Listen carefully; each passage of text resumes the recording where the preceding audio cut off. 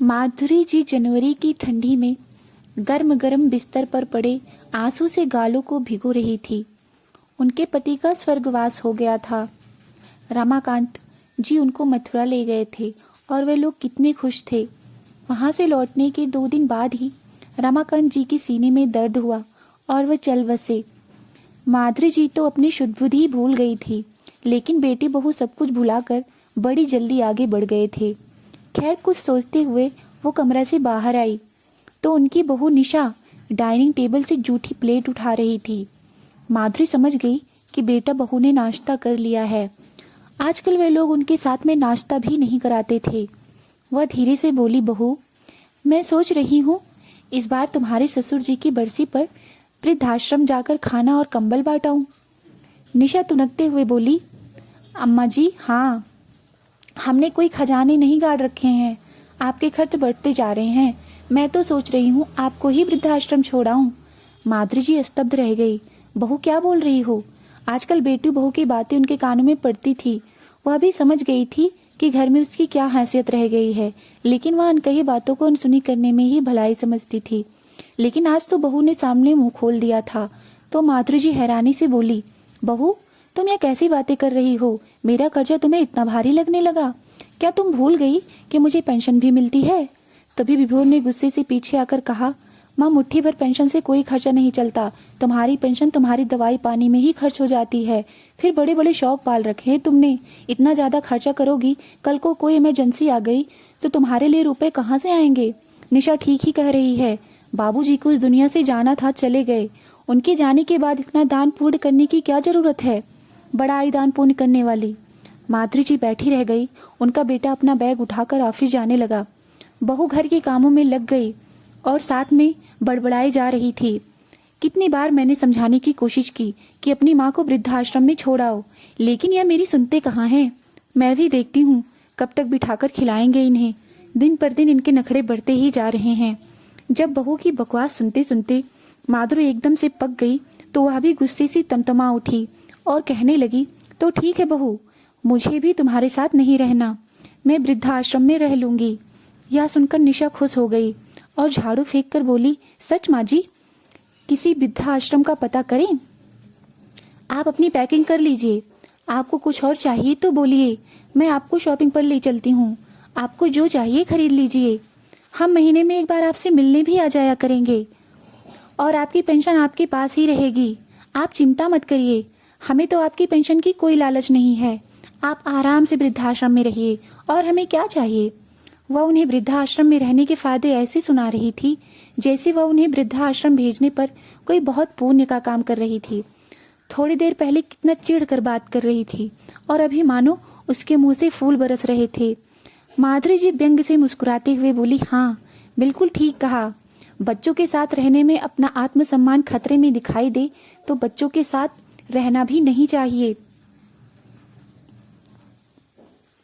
माधुरी जी हंसते हुए बोली, बहू, तुम्हें ज्यादा परेशान होने की जरूरत नहीं है। ऐसा क्यों सोच रही हो कि मुझे वृद्धाश्रम के लिए कहीं भटकना पड़ेगा? मैंने फैसला किया है कि मैं अपने घर को ही वृद्धाश्रम में परिवर्तित करूंगी। मुझे तुम लोगों से और कुछ नहीं चाहिए, बस अपना घर वापस चाहिए। यह सुनकर निशा हक्की बक्की सी खड़ी रह गई और फिर बोली, माँ जी, आप मजाक कर रहे हैं ना? यह घर आपके बाद हमारा ही तो होगा। हम इस घर से कहाँ जाएंगे? माधुरी जी अपना चश्मा ठीक करते हुए बोली, तुमने बिल्कुल सही कहा बहू। मेरे बाद यह घर तुम लोगों का ही होता, लेकिन तुम लोग तो मेरे जीते जी मुझे ही इस घर से निकालने की बात कर रहे हो। तो फिर मेरे बाद में तुम्हें यह घर देने की मैं कैसे सोच सकती हूँ? पहले तो मैं खुद इस घर का अच्छे से इस्तेमाल करूंगी, इस घर में शान के साथ रहूंगी। उसके बाद तुम लोग इस घर के बारे में सोचना भी मत, क्योंकि मैंने इस घर को वृद्धाश्रम में परिवर्तित करने का फैसला कर लिया है, जहाँ पर मेरे जैसे बहुत सारे बुजुर्ग रहेंगे जिनके बच्चे उन्हें बुढ़ापे में बेघर करने की सोचते हैं। अब हर किसी की किस्मत में तो ऐसा नहीं होता कि उसके पास एक घर हो। जो लोग बच्चों पर निर्भर होते हैं वह लोग तो बेकार ही हो जाएंगे ना। ऐसे लोगों के लिए मैं यह वृद्धाश्रम बनाना चाहती हूँ। अब जिन बच्चों के माता पिता से छुटकारा चाहिए, उन्हें छुटकारा देकर मैं भी तो पुण्य का काम ही करूंगी ना।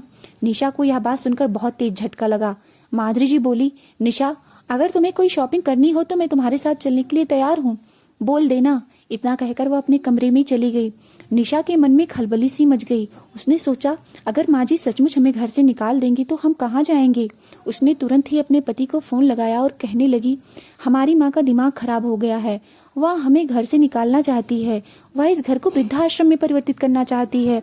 यह सुनकर वह भी काफी घबरा गया और कहने लगा, तुमने ऐसा माँ जी से क्या कह दिया कि वह फैसला लेने पर मजबूर हो गई। मैं घर आता हूँ, रुको, तुम लोग मुझे चैन से जीने नहीं दोगे। वह घर आया और सीधा अपने माँ के कमरे में चला गया और कहने लगा, माँ यह सब क्या मजाक है। निशा कह रही है आप हमें घर से निकालना चाहती हैं। मातृजी ने कठोर लहजे में कहा, हाँ बेटा, यह मेरा आखिरी फैसला है। सुबह तुम भी तो कह रहे थे ना कि मेरे खर्चे काफी बढ़ते जा रहे हैं, तो मैंने सोचा कि मैं क्यों तुम पर निर्भर रहूं। मैं अपनी जिंदगी अपने हिसाब से जी लेती हूँ। तुम लोगों को जहाँ जो करना है करो। अब मैं तुम लोगों से एक भी रुपया नहीं लूंगी, ना तुम्हें कुछ दूंगी। यह घर मेरे नाम पर है तो मैं अपने घर में जैसे चाहे वैसे रहूंगी। बेटे ने माँ के पैर पकड़ लिए और कहने लगा, माँ मुझे माफ कर दो, गुस्से में मेरे मुंह से कुछ भी निकल गया। आजकल काम का इतना प्रेशर है कि मैं कुछ समझ नहीं पाया क्या बोल गया। वह कहने लगी, बेटा ऑफिस में तुम्हारा कोई भी प्रॉब्लम चल रहा हो उससे मुझे कोई भी लेना देना नहीं है। मेरे जीवन में कितनी परेशानियां चल रही हैं तुमने कभी जानने की कोशिश करी। तुम्हारी पत्नी मुझे दिन भर ताने मारती है, तुम्हारे बाबूजी की याद मुझे दिन भर रुलाती रहती है। ऐसे समय पर मुझे कोई नहीं समझता तो मैं क्यों किसी की सुनूं। मेरी पीड़ा समझने वाला जब कोई है ही नहीं तो मैं तुम्हें अपने साथ क्यों रखूं। मुझे नहीं पता जीवन में कितने दिन बाकी हैं, लेकिन जितने दिन भी रहूंगी शान के साथ सर उठाकर रहूंगी। जब तुम लोगों को मेरी कोई परवाह ही नहीं है तो मैं तुम्हें अपने घर में क्यों रखूं। मुझे भी बहू वृद्धाश्रम की बात कर रही थी। विभोर बोला, माँ वह तो नादान है, कुछ भी बोलती है, मैं तुम्हें वृद्धाश्रम थोड़ी भेजता। वह व्यंग से हंस पड़ी और बोली, कई बार मैंने तुम दोनों की बात सुनी है। तुम हमेशा पत्नी को समझाते रहते हो कि कुछ दिनों बाद माँ नहीं रहेंगी तो इस घर पर तुम्हारा ही राज रहेगा। कोई अपनी माँ के बारे में ऐसा बोलता है क्या। मैं नहीं चाहती कि तुम लोग मेरे साथ एक ही छत के नीचे रहो और मेरे बारे में ऐसी गलत बात बोलो, इसलिए तुम लोग अब अपना सामान उठाओ और यहाँ से निकल जाओ। उसने माँ को समझाने की बहुत कोशिश करी, लेकिन वह अपने फैसले से टस से मस ना हुई, क्योंकि उन्होंने अपने मन को पत्थर सा कठोर कर लिया था। आखिरकार हार कर बेटी बहू को घर खाली करना ही पड़ा। माधुरी ने उस घर का नाम हमारा आशियाना रखा और वहां पर एक वृद्धाश्रम की शुरुआत की। शुरुआत में वहां पर 3 बुजुर्ग रहने के लिए आए। खर्चे की दिक्कत तो थी ही, इसलिए उन्होंने अपने 4 कमरे ऊपर वाले सफाई कराकर भाड़े पर लगवा दिए। धीरे धीरे करके एनजीओ की तरफ से उन्हें सहायता मिलने लगी। कुछ बुजुर्ग अपनी धन संपत्ति का हिस्सा भी उन्हें दान देने लगे और देखते ही देखते साल पर साल बीतते चले गए। माधुरी जी कुछ सालों बाद इस दुनिया में नहीं रही, लेकिन उनके द्वारा बनाया हुआ वृद्धाश्रम एक एनजीओ के द्वारा सुचारू रूप से चलाया जा रहा था। देखते ही देखते 20 साल गुजर गए और अब उनकी बेटे बहू भी बुजुर्ग हो चले थे। घर में उनके दोनों बेटों की पत्नियां आ चुकी थी। जब धीरे धीरे समय बीता तो दोनों बहुओं के बीच खटपट बढ़ने लगी, जिससे कि तंग आकर उन्होंने घर का बंटवारा कर दिया।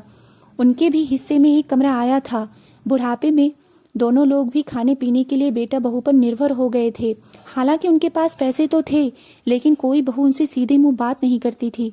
उन लोगों ने समय रहते बंटवारा कर दिया था, लेकिन वह नहीं जानते थे रिश्ते और दिलों का बंटवारा भी हो चुका है। भले उन्हें समय से खाना पानी मिल जाता था, लेकिन बुढ़ापे में कोई उन्हें प्यार या परवाह नहीं देता था।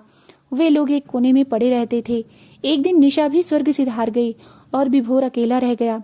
धीरे धीरे वक्त के साथ उसे भूलने की बीमारी हो गई।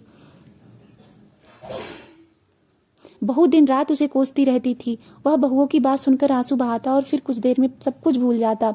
इसी बीच एक दिन वह रसोई में जाकर गैस खुली छोड़कर भूल गया। तभी बहुओं ने बहुत हंगामा मचा दिया और वे लोग जिद करने लगी कि इन्हें अब किसी वृद्धाश्रम में भेज दो, यह घर में रहने के लायक नहीं है। तब बच्चों ने जाकर उन्हें वृद्धाश्रम में छोड़ दिया। वृद्धाश्रम में जाते हैं उसे वह जगह अपनी जानी पहचानी सी लगी। उसकी आंखों में आंसू भर आए और वह धीरे धीरे सब कुछ याद करने लगा। यह तो उसका ही घर हुआ करता था। धीरे धीरे उसे याद आया कि उसने अपनी माँ को कैसे रुलाया था और माँ ने यह वृद्धाश्रम बनवाया था और आज वह खुद इस वृद्धाश्रम में आ चुका है। कुछ देर के बाद वह फिर सब कुछ भूलने लगा था। उसे याद आने लगा कि उसके बच्चे कहाँ हैं। वह सोचने लगा, मेरे बच्चों ने मुझे वृद्धाश्रम क्यों छोड़ दिया। उसे बीच बीच में पुरानी बातें याद आती थी तो कभी वर्तमान की बात याद आ जाती थी।